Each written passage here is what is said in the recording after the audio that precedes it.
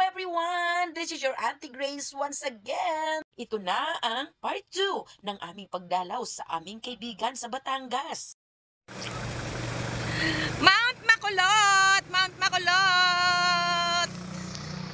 Dito sa San Nicolas ay makikita mo mula sa kanilang boulevard ang napakagandang tanawin ng Mount Makulot mula sa Cuenca, Batangas. Napakaganda ng tanawin ito. Dahil dyan, ito ay mainam na maging subject ng ating video.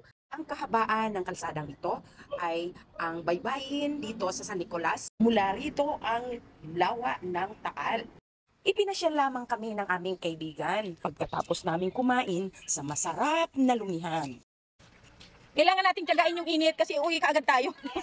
Tsagain na natin. Problematic tayo mga recorder. Dito kami sa may signage sa may munisipyo. Dito mo rin matatagpuan yung kanilang maliit na pantalan. Mount Makulot! Mount Makulot! Nakukulot kami sa init. Ayan, super init. Oh, si Cynthia. Oh, ayan sila. Ay, oo nga!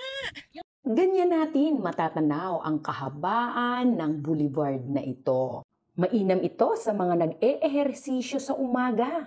Ayan na! San Nicolas! Oh, tara na!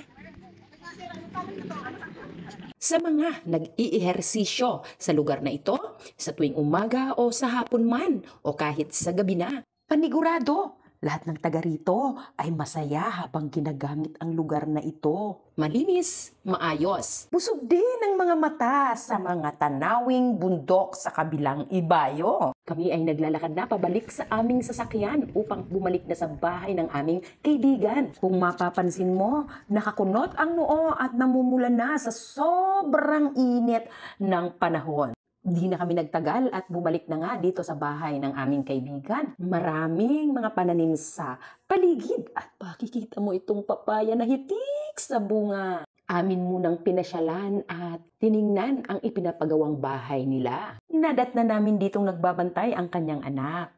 Guys, tingnan nyo, napakarami nilang alagang manok. Tamang-tama, yung papaya, magtitinola na tayo. May malunggay pa.